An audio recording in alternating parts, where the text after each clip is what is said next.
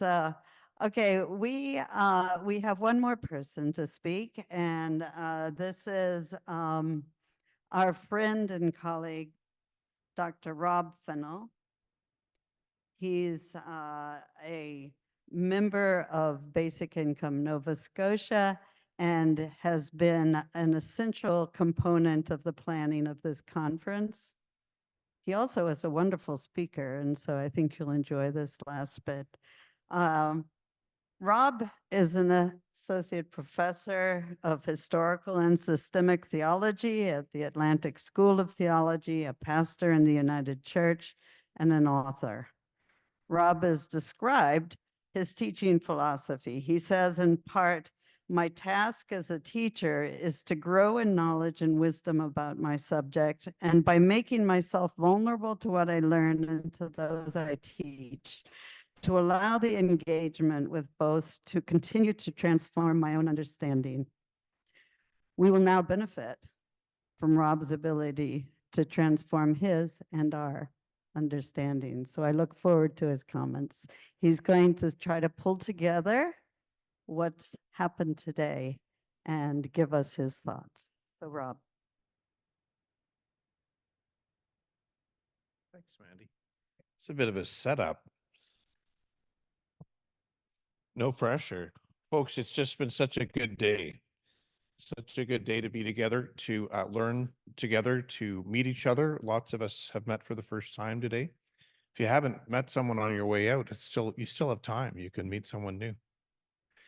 I'm just thinking about the day, and all the ways in which we received gifts, starting with Jeff and his wise and moving greeting and teaching, and Anna's profound and honest poem, which was just such a wide open shot of sunlight.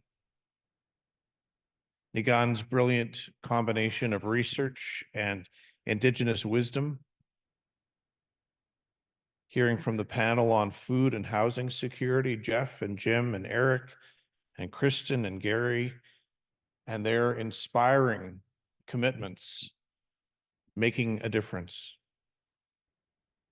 The Atlantic Canada Group, bringing wonderful and effective advocacy again in the real world, and the displays and info that they brought for us. Joanne and Laurel and Olivia and Marie and Becca and Marion.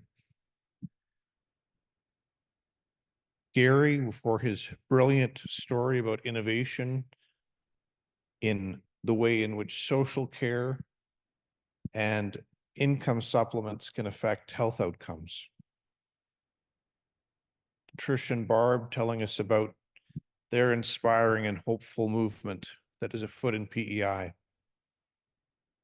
We even got some politicians here today, which indeed is risky for them and appreciated by us, Mayor Mike and Senator Kim and Councillor Way and MP Sean, candidate Lisa and leader Anthony.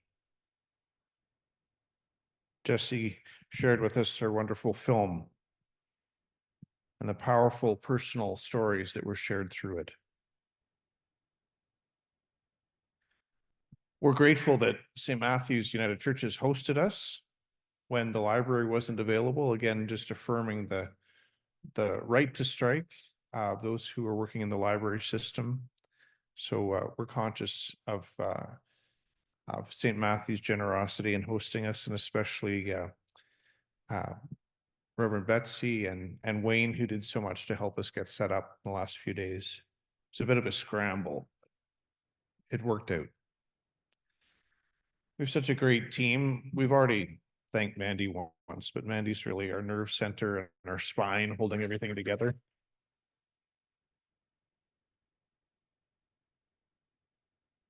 And her partner, Pierre, puts a lot of wheels underneath things. So we know that Pierre does a lot of work too.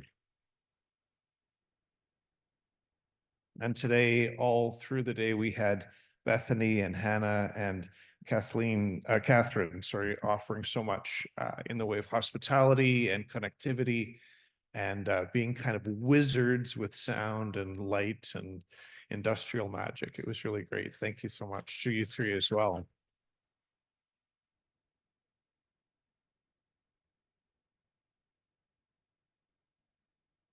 When I teach about liberation movements, one of the ways I try to remember myself and teach others to remember the three movements of liberation is that first we describe reality.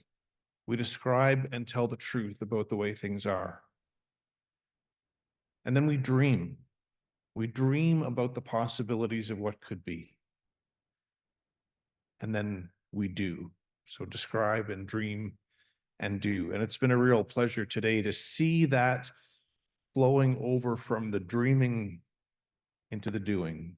People still projecting a different possibility as we seek together a more kind, a more just, a more generous, a more peaceful, a more fair society, the kind of world in which we want to live, the kind of world we desire for our neighbors and our friends and those we don't know.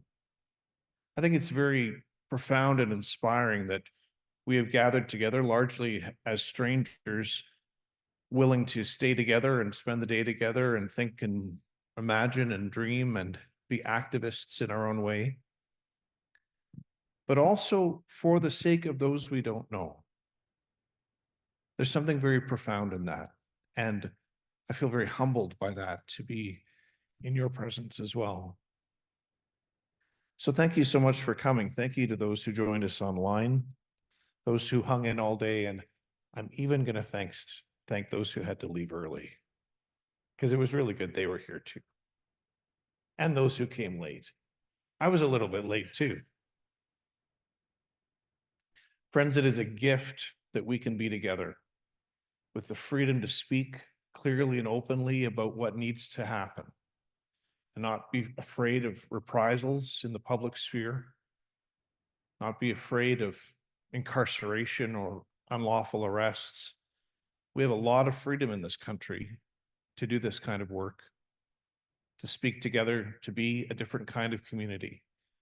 And I urge you to continue to exercise that freedom and courage that I think has been witnessed to us today and can be animated within us if we attend to it, to exercise that gift for the betterment of the world in which we live, because it is a beautiful world and a world worth transforming.